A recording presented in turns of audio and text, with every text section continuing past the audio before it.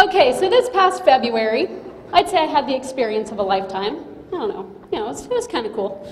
So I attended the Vancouver Winter Olympics as a sports psychology consultant or a mental coach with the US Speedskating team. Anybody watch the Olympics in here? Yeah? Pretty exciting, right? Right? I spent 3.5 weeks with the team, Team USA in Vancouver. My primary role was to help the speed skaters, both short track and long track, be as mentally tough as they could possibly be, with the ultimate goal of what? Winning, yeah. We wanted medals, we wanted podium performances, right? My job was to help keep them mentally tough, so any obstacles, any barriers that they had to face, any challenges that they had, I had to help them overcome those. You know, I've worked with Olympians for many years now. Olympians in a lot of different sports. That was the first Olympics I got to go to, but I've worked with Olympians for many years now, and I've gotten to know a lot of them on a personal level too. A few things I want to tell you about the Olympians. They all have a story. They have all had to overcome some kind of obstacle or barrier that they have had to get through in order to achieve their goals, to reach the podium at an Olympics. And for many of them, I would say that's even the pinnacle of their careers, right? Yeah. They all have a story. As I looked around at our Olympic team, I could say, wow, a lot of these kids have come from single-parent homes. A lot of them come from homes where there's not a whole lot of money. They've had injuries and accidents where they almost died. Many of them have lost grandparents, parents, siblings, friends to very early deaths. And you know what? Every single one of them failed before they succeeded.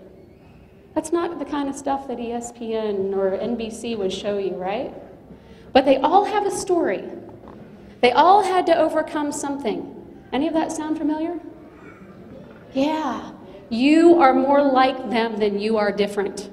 Every single one of you in here, you are more like them. They too have had bad grades. I'm sure that's none of you, right?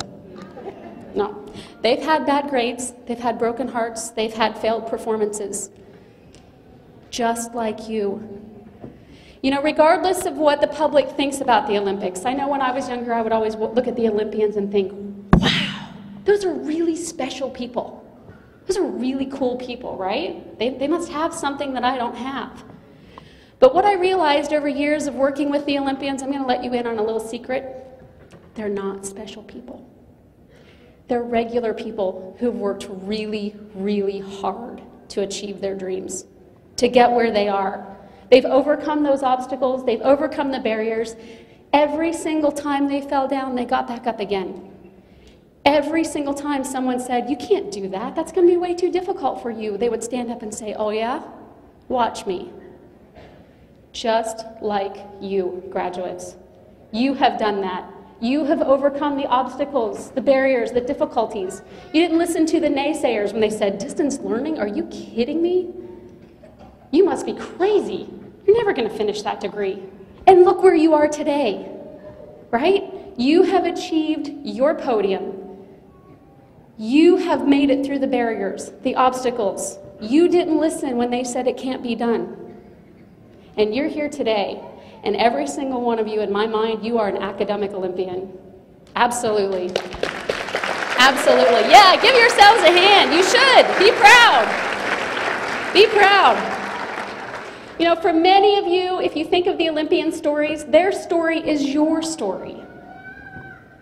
The things about them that made it difficult for them are the things that they cherish, they value. Those failures they had, they learned from in order to be better, in order to achieve their goals. And that's what catapulted them to the next level, just like each one of you in this room.